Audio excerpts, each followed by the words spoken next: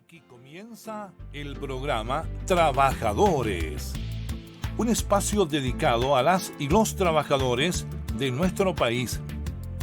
Cada semana conversamos sobre la realidad de quienes hacen crecer a Chile. Trabajadores, un espacio conducido por el periodista Raúl Martínez.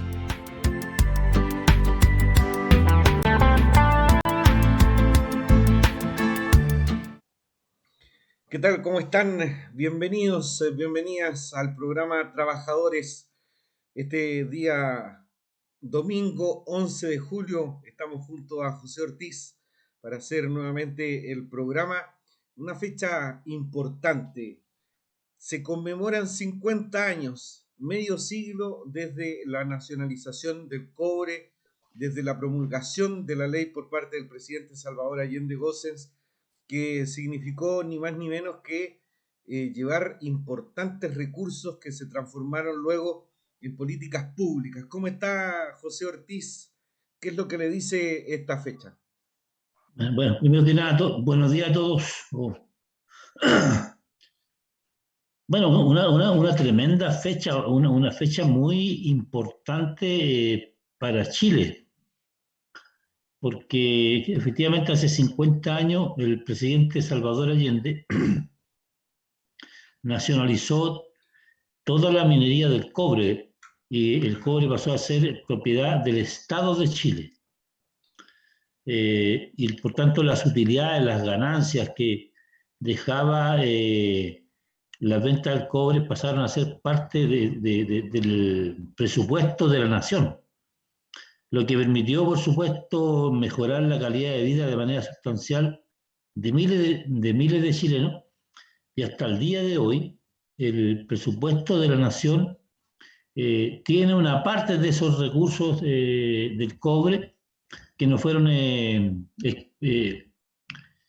privatizados por la dictadura, ¿no? Y también por los gobiernos de la concertación, porque no hay que olvidar que una parte importante de las minas de cobre de Chile, que formaban parte de la reserva estratégica del país, fueron privatizados antes que terminara la dictadura, y después también los gobiernos de la concertación fueron vendiendo parte del patrimonio de Codelco a privado, digamos. Lo que hoy día, por ejemplo, el tema de la minera escondida y otras, digamos, son ejemplos muy concretos de cómo se enajenaron pertenencias mineras que han dejado miles de millones de dólares de utilidad a las multinacionales. Se hablan los entendidos hablan de cifras estratosféricas, pero aún así una parte de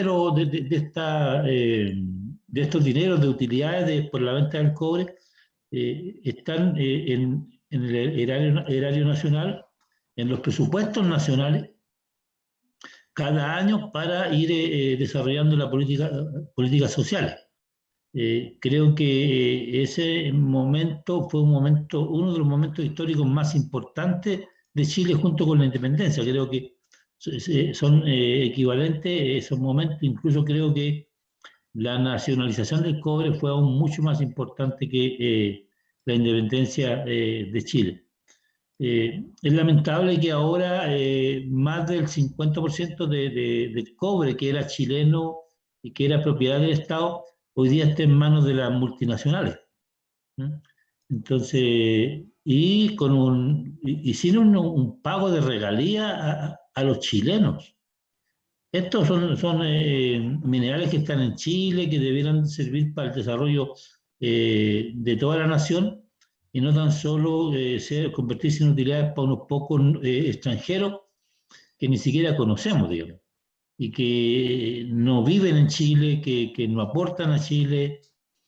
Bueno, tampoco los otros dueños de minerías privadas tampoco aportan mucho a Chile, pero bueno, Sí. al menos pagan impuestos acá, mientras que las multinacionales no pagan ni siquiera impuestos en Chile. Entonces ese es un tema muy, muy grave. Si uno compara lo que Codelco entrega al Estado y lo que aportan las multinacionales extranjeras al Estado, vamos a ver que son 10, 20 veces mayor lo que aporta Codelco que lo que pagan impuestos las mineras multinacionales. Exacto. Mire,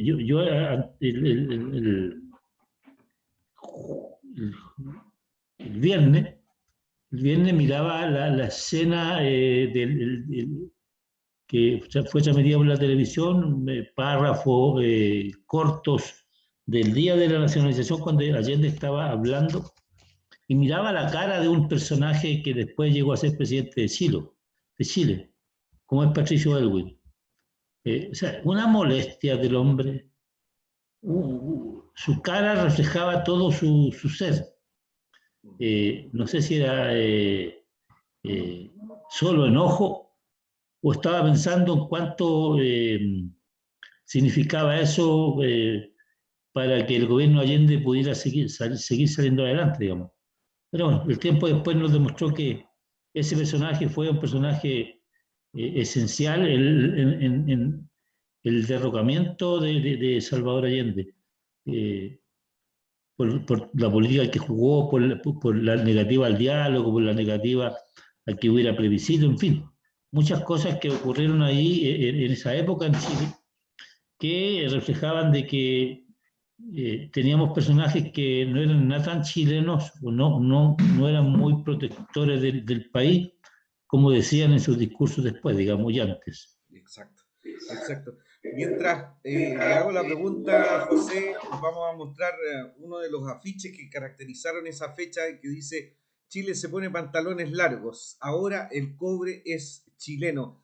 Según lo que nosotros veíamos hace algún tiempo atrás, la participación de Codelco en la extracción de la explotación del cobre en nuestro país está en el orden del 30%. Sin embargo, entrega más del 80% de los recursos por cobre al Estado chileno, de todo el volumen de la producción de cobre que hay en Chile. Es decir, reafirmando lo que planteaba usted recién, de que las otras mineras poco es lo que pagan. Las grandes mineras como La Escondida, operada por BHP Billiton, una angloamericana, y otras mineras que todo el mundo conoce, los Luxich, etc.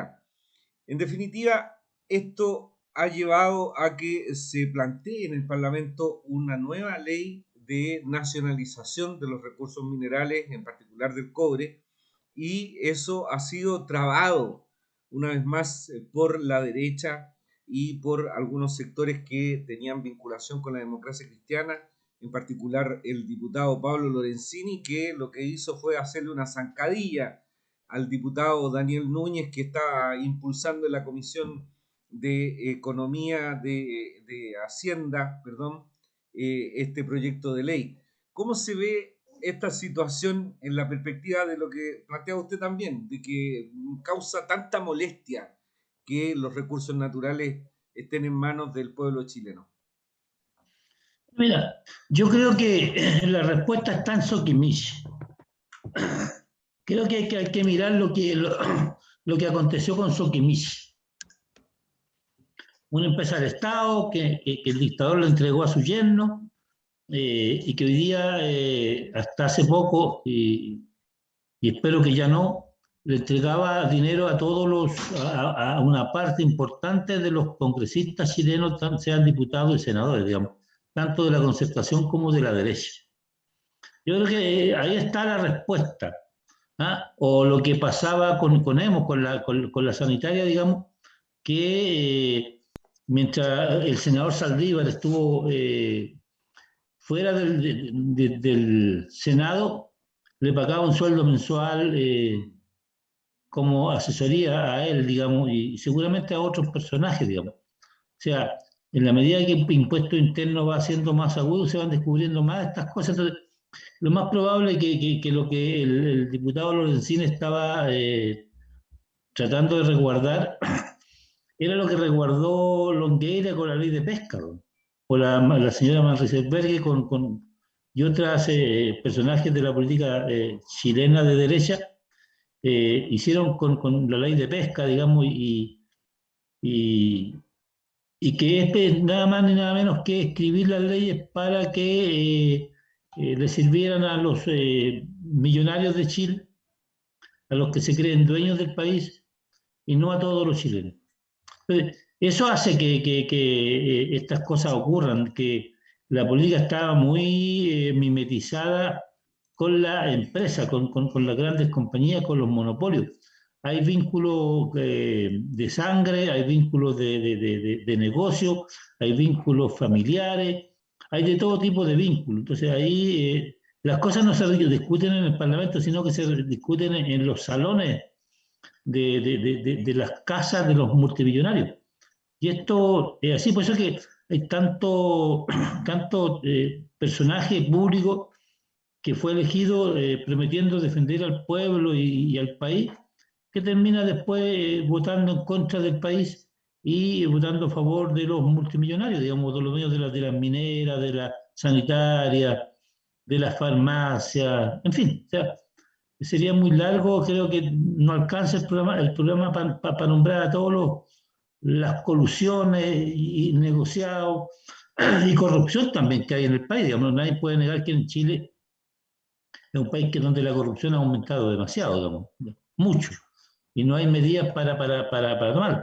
Y no estoy hablando de que a una persona le pasaron 20 millones de pesos, 50 millones de pesos, estoy hablando de cantidades estratosféricas como la campaña que de las candidata gobernadora Parot de 800 millones de pesos una campaña, o sea, estamos hablando de esos números.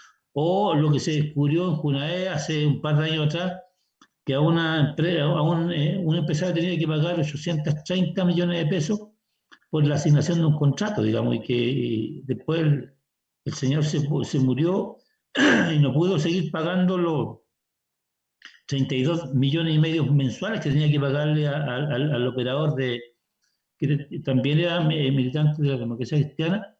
Simplemente Junal le quitó el contrato, digamos. O sea, no pudo pagar porque se murió a la empresa, le quitaron el contrato y se lo entregaron a otra empresa.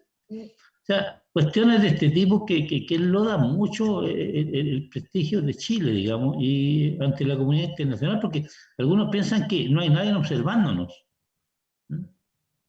No, pues las miradas de muchas organizaciones internacionales de transparencia están mirándonos y se dan cuenta que Chile ha aumentado los niveles de corrupción. Pero yendo al tema concreto, digamos, en Chile todavía falta que este cambio epocal, digamos, el cambio de época que estamos viviendo, se afiance y se afinque más en esta época, digamos, y permita que las transformaciones sean efectivas en el corto plazo. Porque aquí el punto es que cómo avanzamos a que los recursos que tiene Chile sirvan para los chilenos, para todos los chilenos, no solo para los que se tienen privilegios hoy día y negociados de diferentes tipos. Exacto. Exacto, hay una situación que nos deja de llamar la atención y es esta cercanía siempre del mundo de la democracia cristiana, de muchos de sus dirigentes, de sus militantes, con estas acciones de corrupción. Y baste mirar lo que ocurrió, lo que está ocurriendo en el municipio de Coquimbo, que fue un bastión de la democracia cristiana hasta la última elección municipal, en donde el alcalde hasta ese momento, Marcelo Pereira, hijo de Óscar Pereira, otro demócrata cristiano que dirigió la municipalidad de Coquimbo, dejó al municipio y a la comuna en una bancarrota virtual.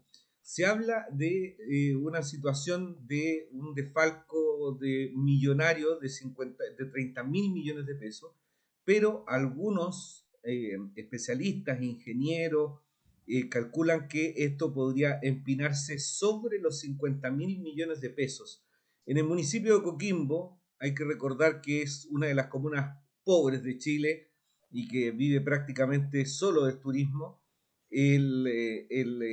Cuenta el municipio con un edificio consistorial que fue el más caro construido en nuestro país. El edificio consistorial de la comuna de Coquimbo es más caro que los edificios de Las Condes y Vitacura, que son dos de las comunas más ricas de Chile. Sin embargo, la comuna de Coquimbo, que tiene este edificio gigantesco para su municipalidad, contaba con una planta de honorarios que estaba absolutamente inflada, con una cantidad de recursos prácticamente dilapidados y con un informe de la Contraloría General de la República que decía que en enero del 2019 se estaban gastando 1.500 millones de pesos en honorarios en el municipio de Coquimbo, y en diciembre de ese mismo año, en el 2019, se estaban gastando del orden de 13.000 millones de pesos. Una abogada que ingresó a trabajar en abril del 2020 entró con un sueldo a honorarios de 530.000 pesos y en diciembre del 2020 terminó ganando 3 millones y medio de pesos en el mismo mes en que se casó con Marcelo Pereira Peralta, con el alcalde. Hoy día esa situación se está buscando revertir.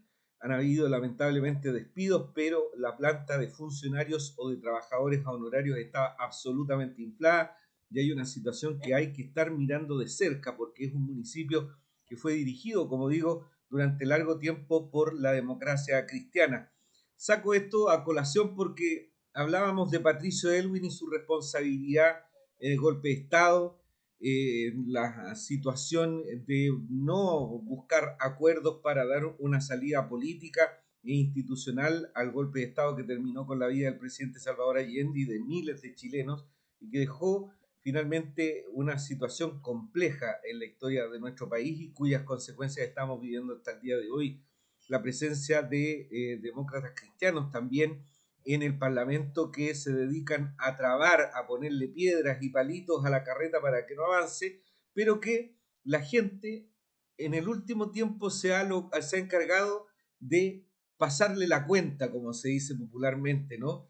Y finalmente, en la Convención Constituyente hay un solo representante de la democracia cristiana, el expresidente de ese partido, Fuad Chaín, que no ha tenido mucho margen de acción durante estos últimos días de instalación de la Convención Constitucional, que por otra parte ha visto complicado su trabajo por el accionar también de entorpecer sus funciones por parte del propio gobierno. ¿Cómo ha visto esta semana de trabajo de la Convención Constituyente, José Ortiz? Mira, quienes hemos militado y hemos trabajado en el mundo social, no nos llama mucho la atención esto que está aconteciendo en la constituyente. Yo siempre recuerdo la experiencia que me tocó vivir el año 96, cuando un grupo de organizaciones sindicales nos coordinamos para terminar con el monopolio de la democracia cristiana en la presidencia de la CUT.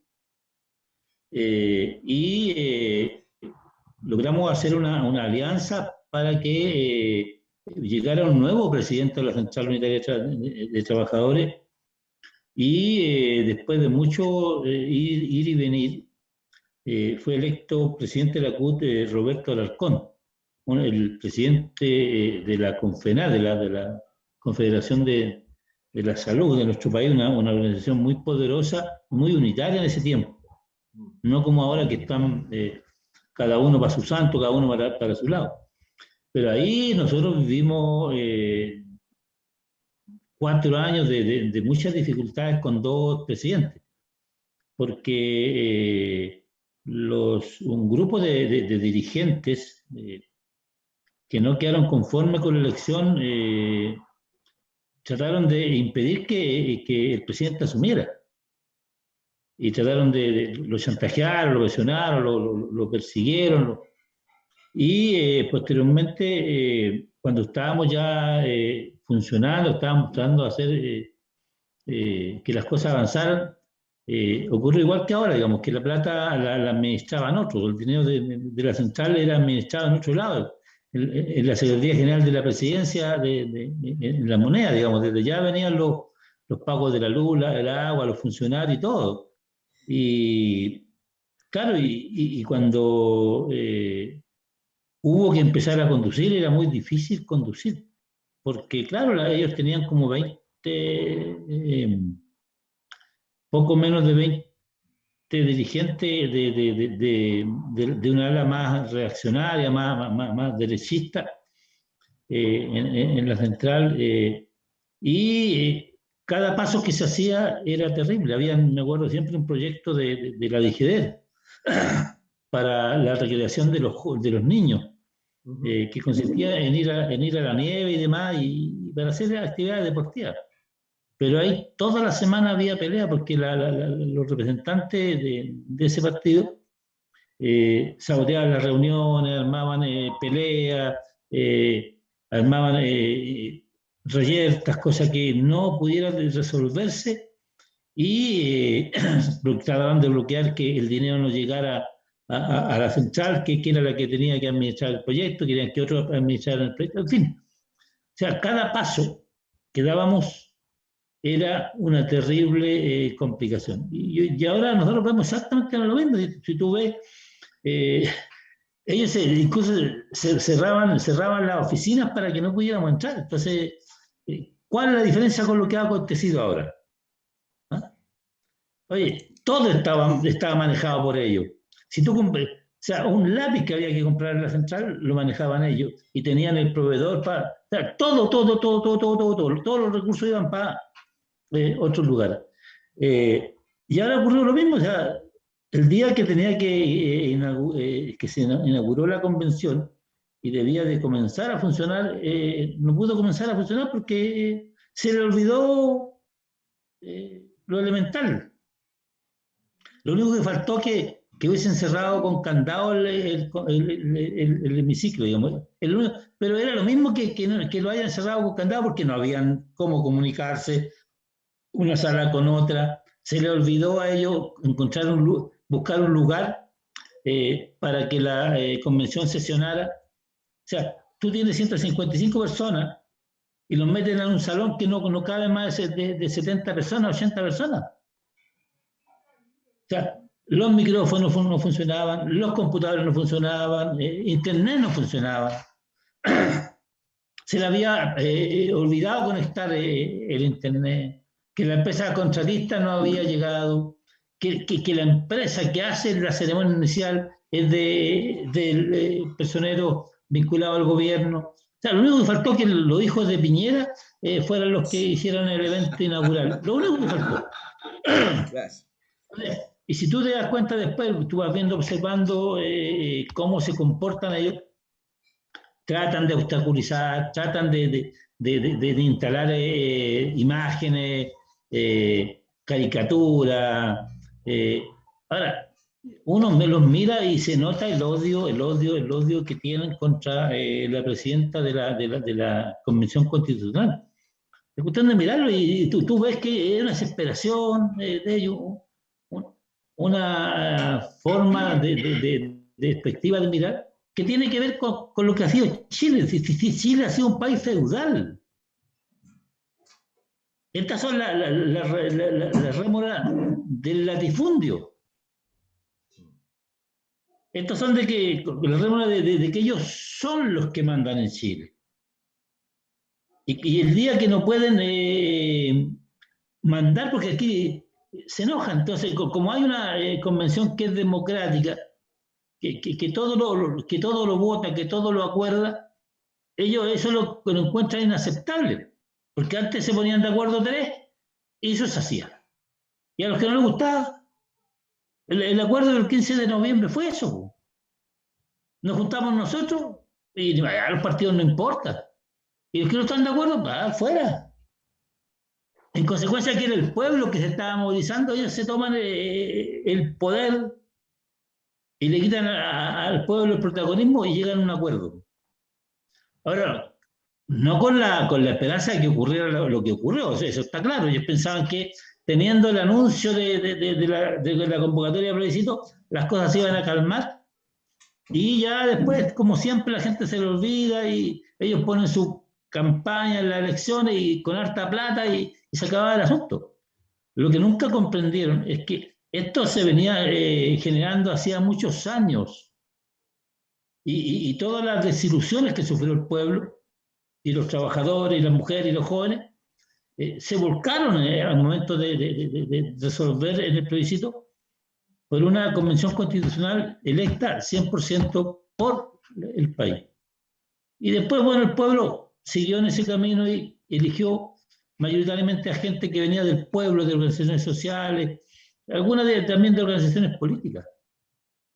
Pero hubieron, la derecha que tenía el gobierno no logró ni siquiera llegar a los 40 convencionales como ellos esperaban 52.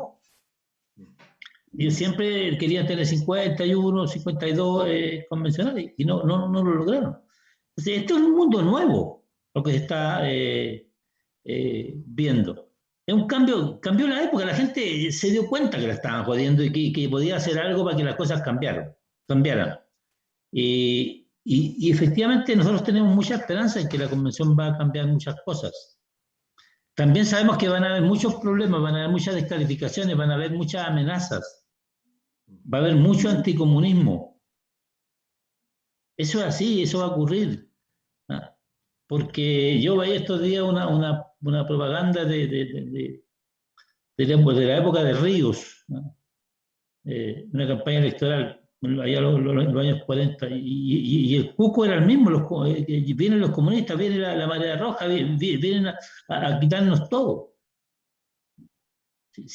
No entienden que el pueblo no quiere quitarles nada.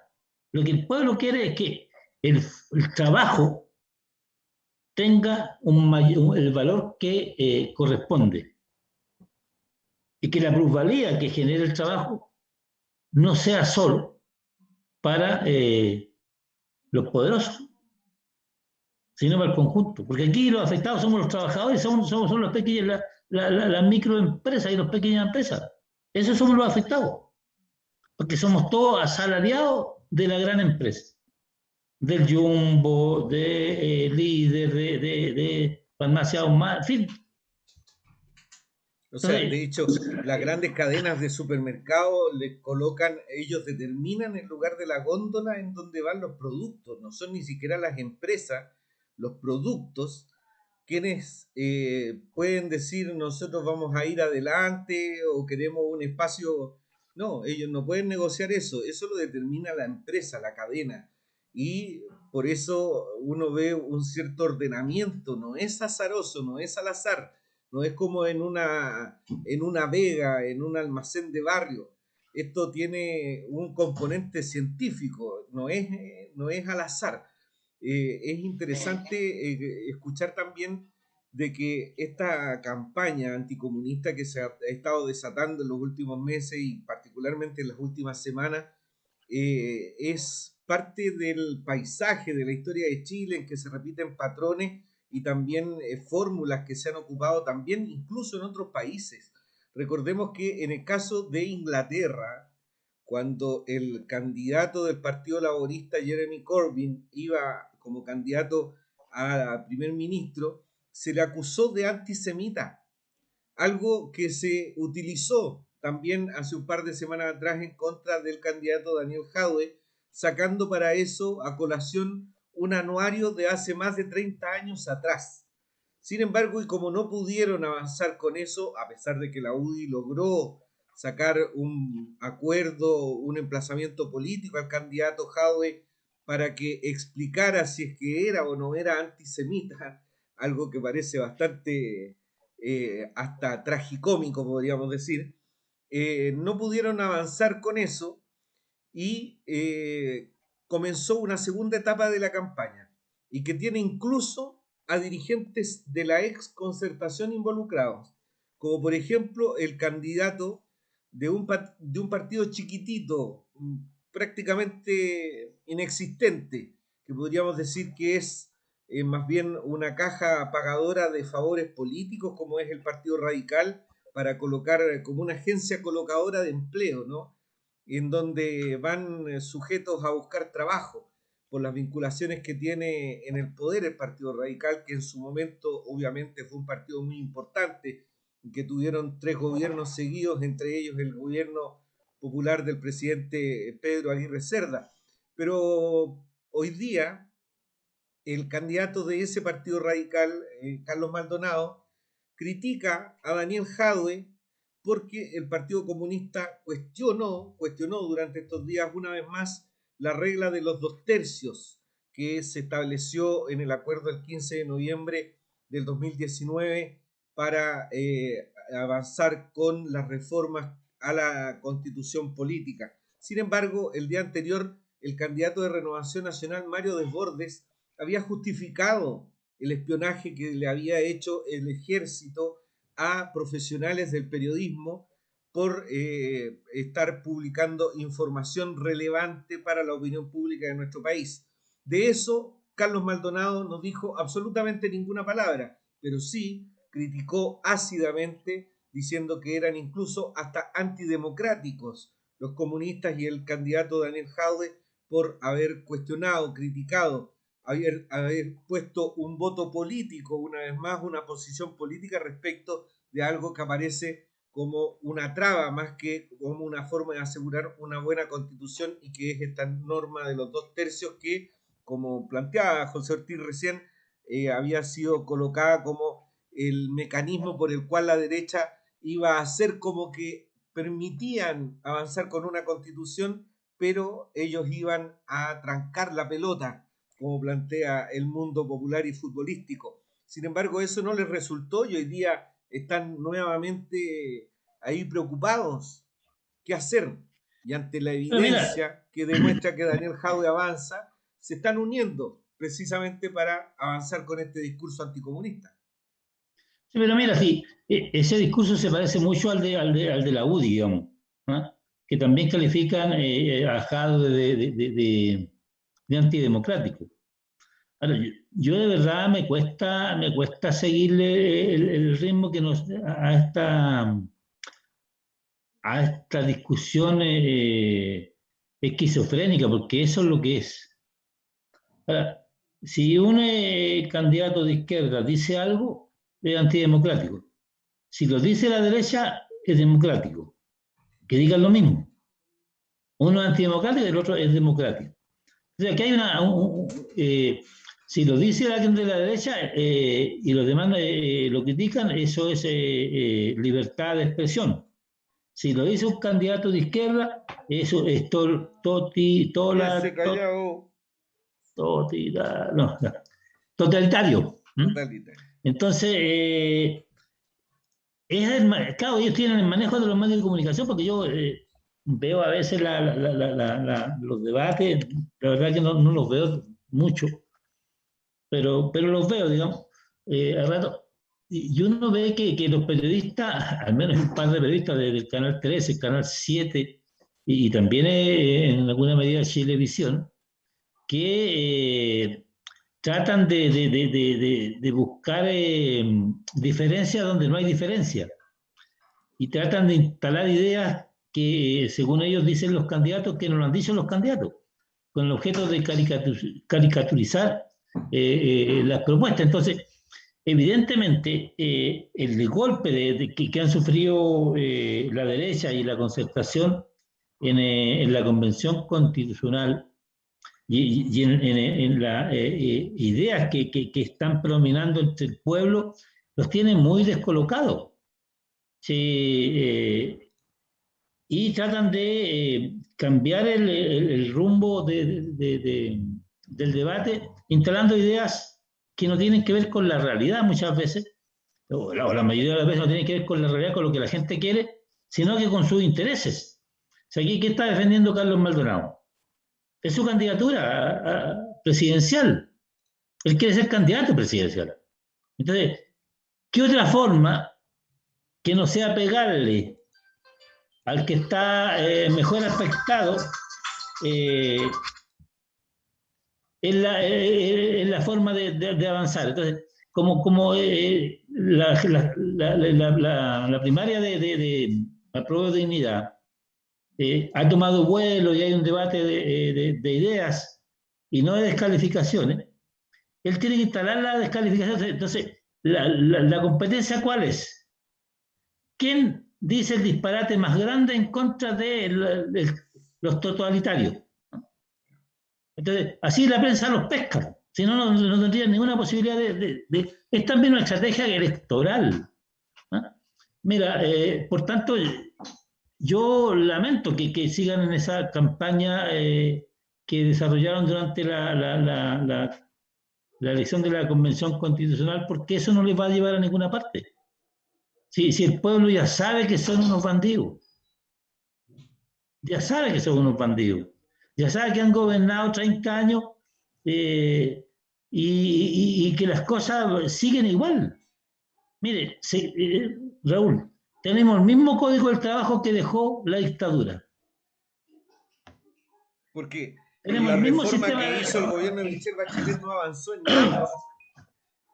No, pues. O sea, yo no niego que la presidenta tuvo buenas intenciones, pero Sí. Evidentemente que quienes estaban en el Ministerio del Trabajo eran gente de la democracia cristiana, partido que no quería las transformaciones, no quería los cambios.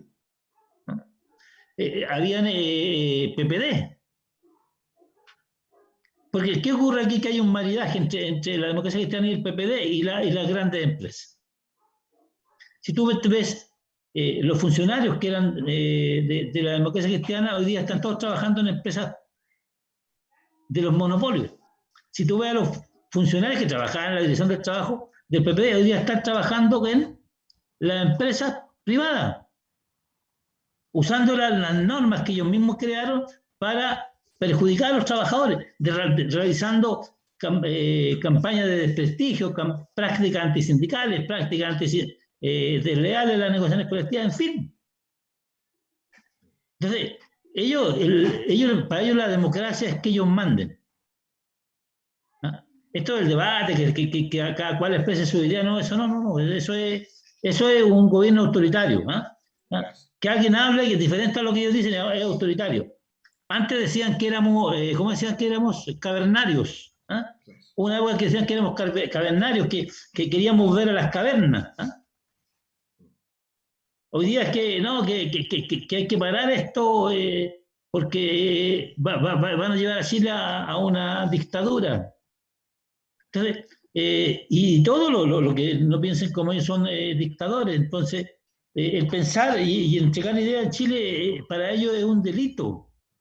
Y para ellos nosotros la gente que piensa diferente, la gente del mundo social, la gente de los partidos progresistas de la izquierda, deben estar todos presos. Entonces, ese es un tema que es súper complejo, pero así, pero tiene que ver con el cambio de época, Raúl. Ellos no se dieron cuenta que estaban cambiando las cosas porque estaban tan entusiasmados arriba, pasándola bien, mientras todo el resto del país estaba tratando de sobrevivir y salir para adelante, digamos, con lo que ganaban y con las tarjetas de crédito, que al final se colapsaron las tarjetas de crédito y ya se acabó la plata y la gente se dio cuenta, bueno, aquí no podemos vivir, no podemos sobrevivir.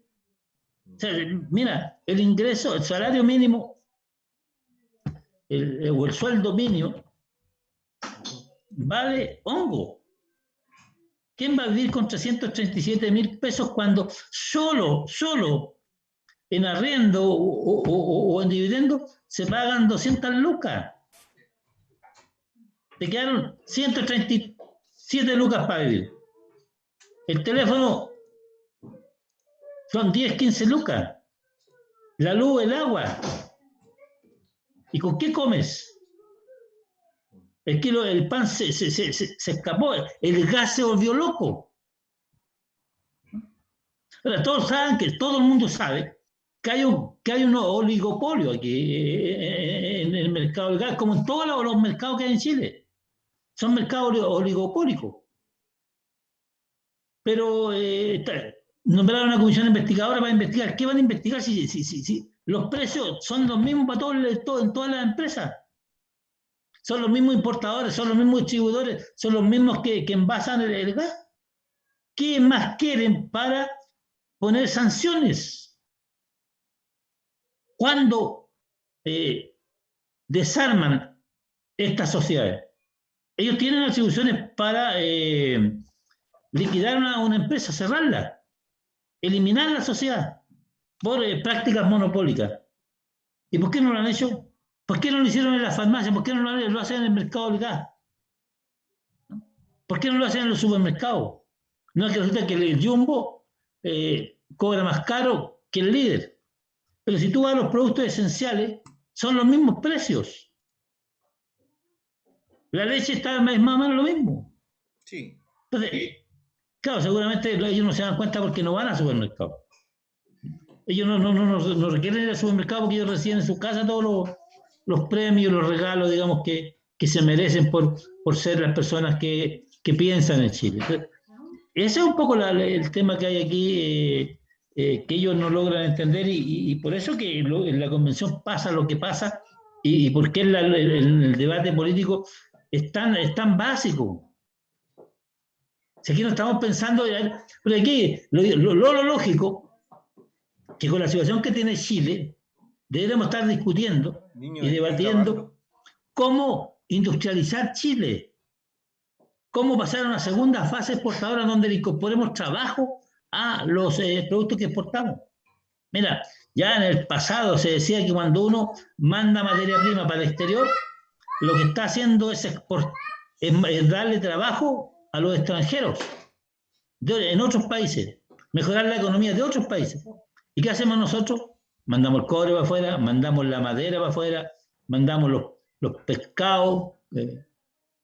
Entonces, todo, la fruta, toda sin ningún proceso de incorporación de mano de obra. O sea, que no sea el de cargar el camión y el barco. Que eso lo hace la grúa, digámoslo.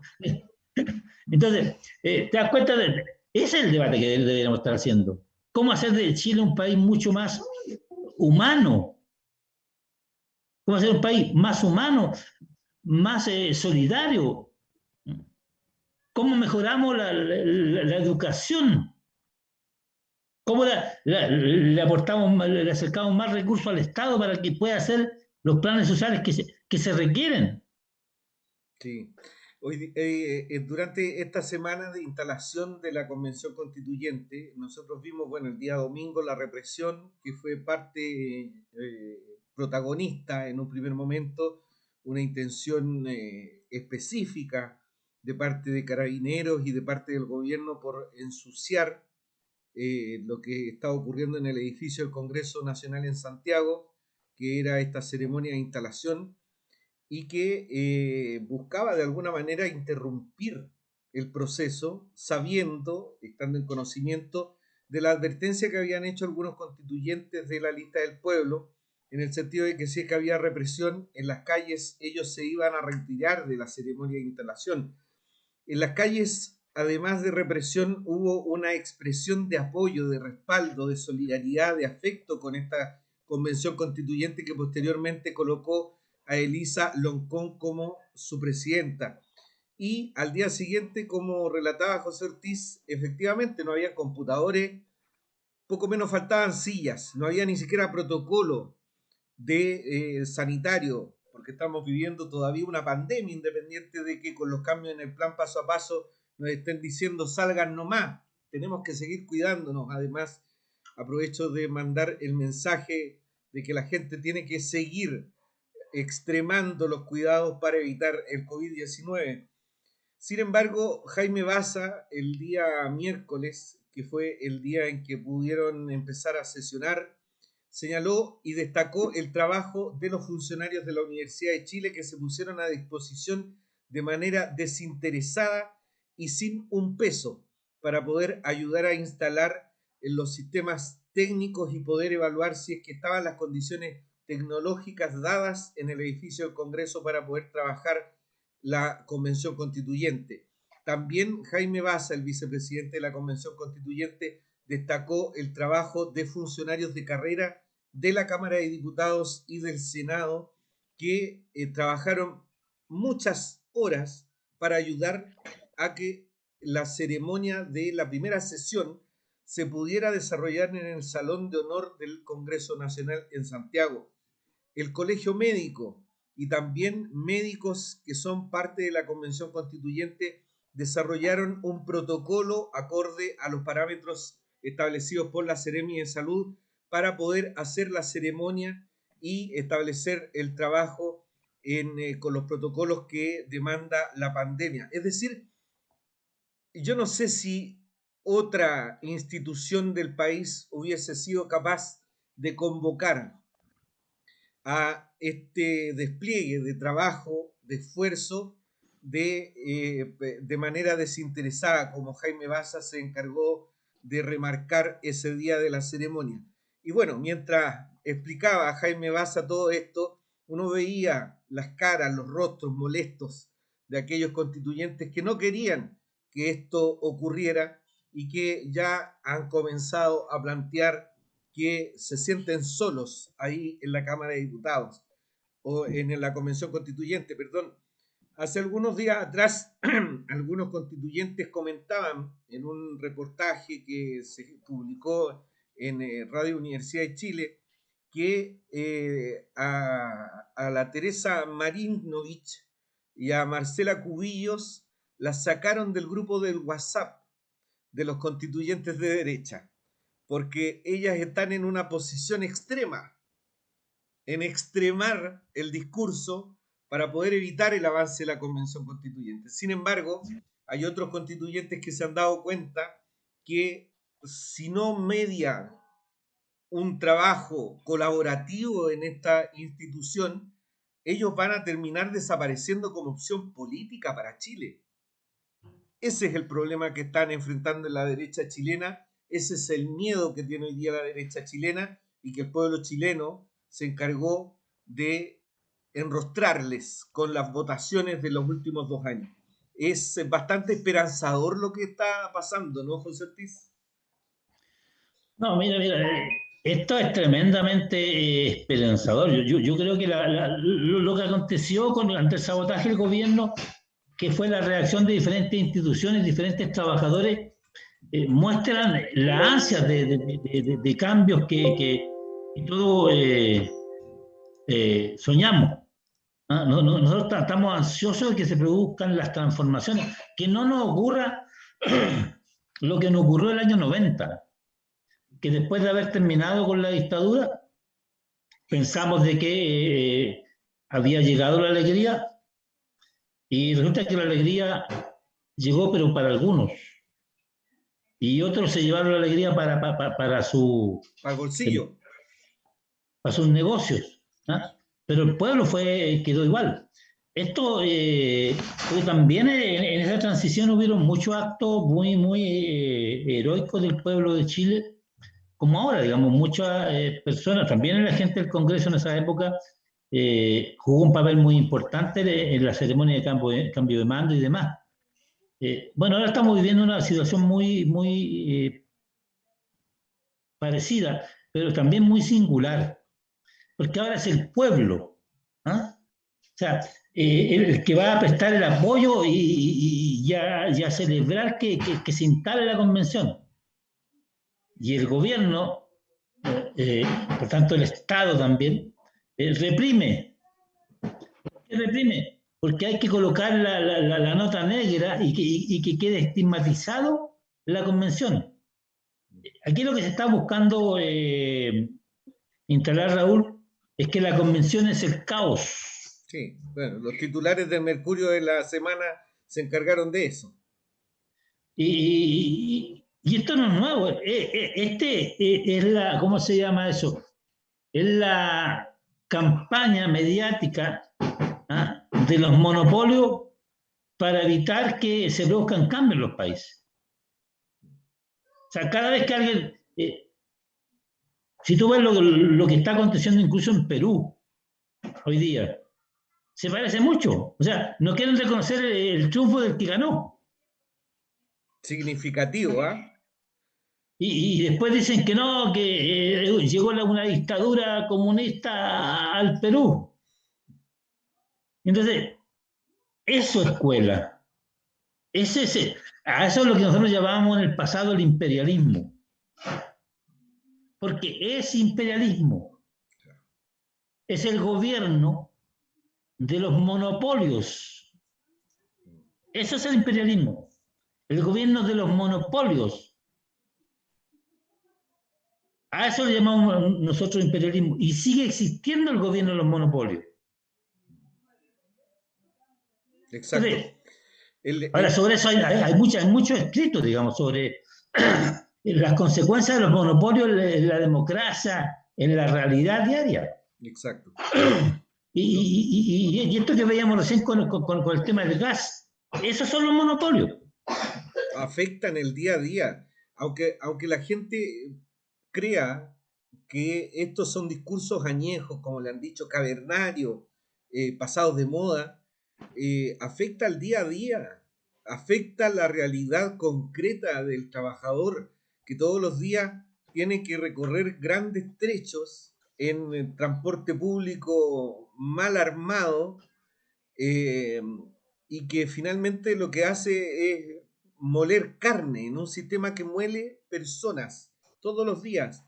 Entonces, no es un discurso añejo, no es un discurso de ayer, es algo que se vive y que se concreta en todas las esquinas del país. Cuando uno ve a un Sí. grupo de personas limpiando parabrisas, pidiendo moneda, haciendo malabares para poder llevarse algo de comer a la boca y a su familia, eso es el capitalismo, eso es el imperialismo, eso es lo que hace el capital en contra de los trabajadores. Porque ese trabajador, por un trabajo mal pagado, va a estar dispuesto a hacer cualquier cosa, con tal de salir de las condiciones terribles que muchas veces viven en las calles, sin protección, sin los cuidados y también con las inclemencias del tiempo, en el invierno el frío, en el verano el calor, con todo lo que significa trabajar en la calle.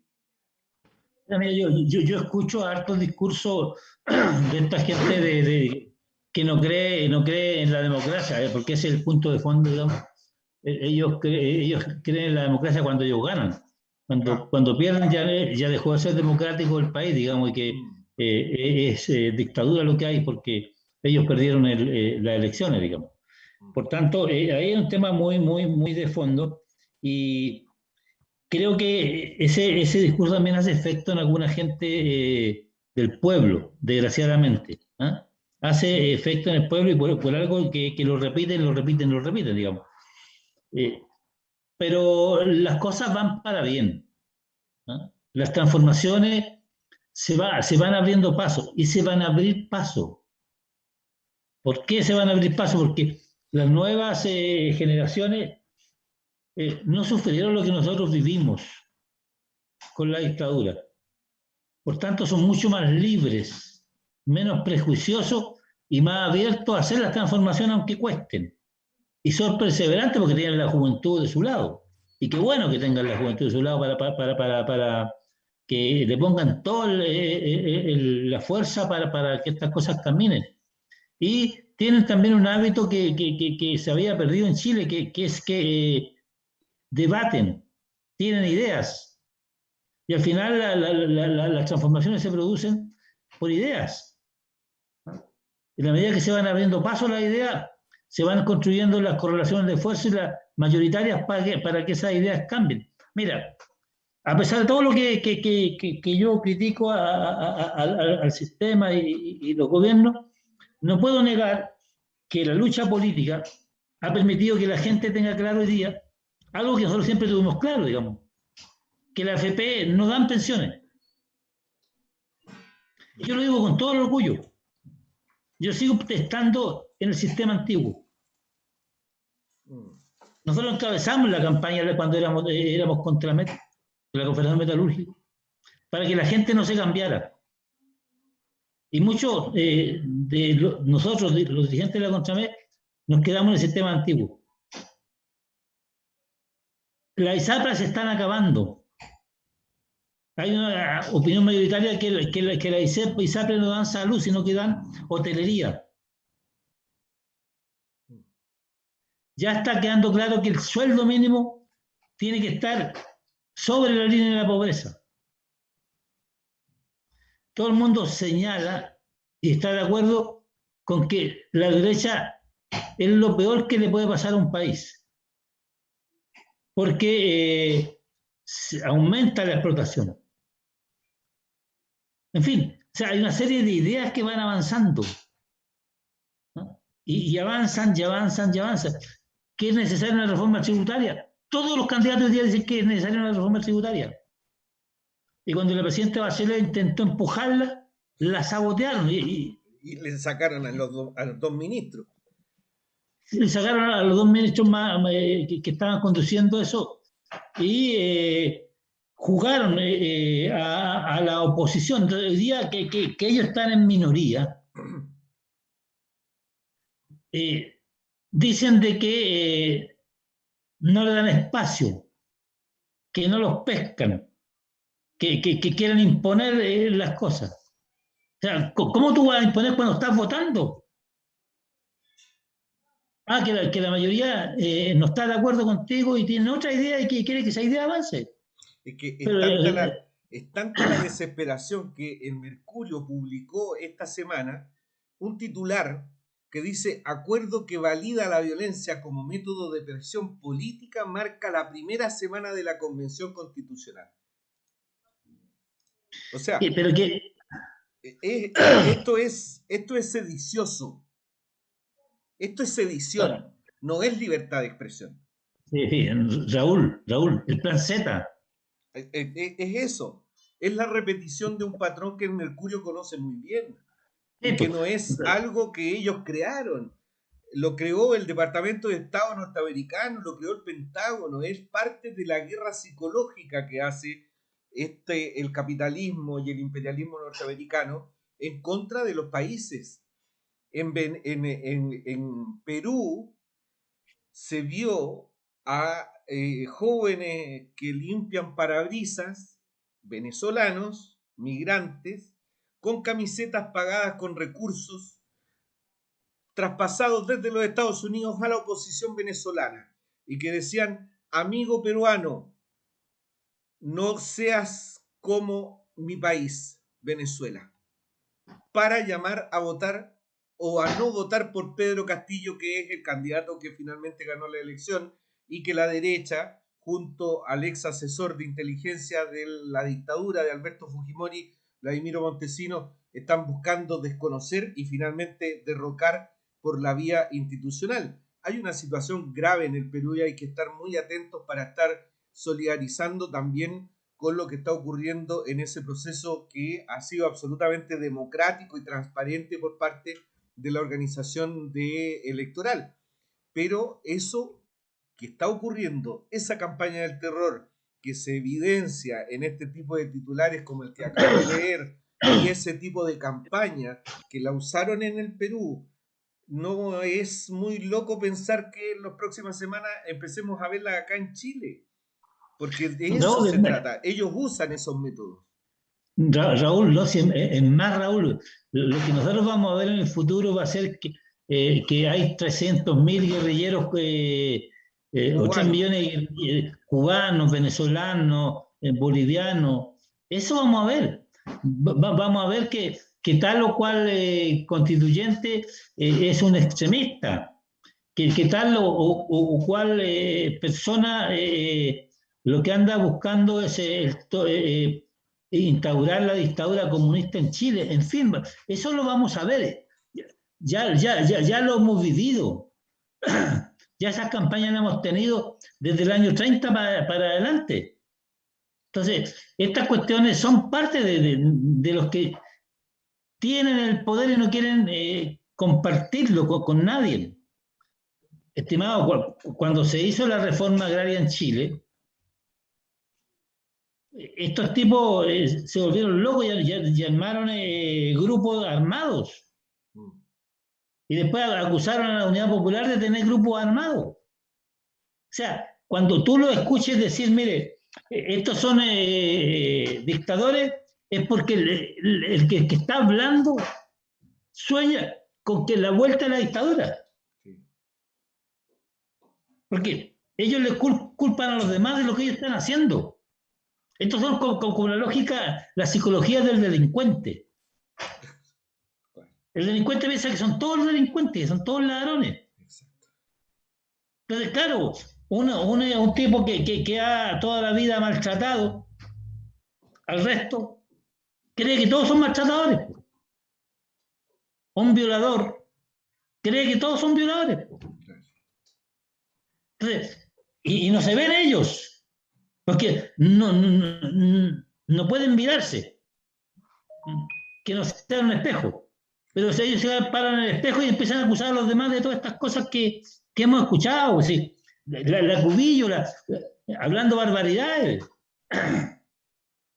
Barbaridades, pues sí, que de verdad es una señora que está, bueno, su padre es quien era, entonces también eso hay que tenerlo en cuenta, digamos que él andaba diciendo que en Chile se respetaban los derechos humanos mientras estaban matando a los chilenos. Así es. Entonces, el canciller Cubillos. Sí, entonces, el tema es ese, el tema que nosotros tenemos que mirar las cosas dichas por esta gente al revés. ¿Ah? Hay que colgar un espejo para poder entender lo que están diciendo. Si no, mucha gente se va a marear. Por eso es tan importante esta lucha por las ideas y por la unidad del mundo que quiere el cambio, que quiere transformaciones. Y sin excluir a nadie, yo creo que no hay que excluir a nadie, hay que incorporar a la mayor cantidad posible de gente. Sí. Siempre en ese proceso de unidad se infiltran tipos que te van a hacer daño y que en todos los procesos de transformación han acontecido, digamos. Y después van a ser como a la vida de ellos de las transformaciones, y después cuando lleguen al poder te van a joderte. Sí. Pero el pueblo tiene que estar atento y alerta con ese tipo de situaciones. Chile hoy día tiene una juventud que comenzó con esta lucha el año 2006, en el pingüinazo, en la revolución pingüina, y que posteriormente el 2011 salió de nuevo a las calles y que puso en la palestra esto que hoy día se está comenzando a cambiar, que es la madre de todas las batallas, que es el cambio de la constitución política, porque es la ley fundamental que rige la vida social, política, económica, cultural también en nuestro país. Tenemos que irnos, José Ortiz, hay mucho tema para poder seguir conversando largo, pero el tiempo ya se nos terminó, pero no quiero despedirme sin antes mencionar a dos personalidades de nuestro país que esta semana dejaron este mundo terrenal, que como fue el actor Pepe Secal, José Secal, que falleció esta semana producto de un cáncer al estómago, y también Luisa Toledo, la madre de los hermanos Vergara Toledo, símbolo de la resistencia, símbolo de la lucha, de la dignidad por nuestro país y por la lucha de reivindicar los derechos humanos y el mejor porvenir de los jóvenes. A ella la dictadura le asesinó a 3 de sus hijos y ella partió rodeada de sus más cercanos, de su familia, dejando un mensaje que queda a fuego grabado: seguir luchando. Ese es el mensaje que deja Luisa Toledo para todos nosotros, y eso es lo que la juventud chilena está haciendo. Por eso hay que seguir cuidándose. El COVID no se ha ido, el paso a paso, aunque estemos en fase 4, sigamos cuidándonos. Mascarilla, lavarse las manos, tener atención, resguardarnos, no ir a espacios abiertos con mucha aglomeración. Cuídense porque nos necesitamos vivos, todos y todas. Muchas gracias, José Ortiz, que esté muy bien. Que estemos todos bien. Nos vemos. Chao, chao.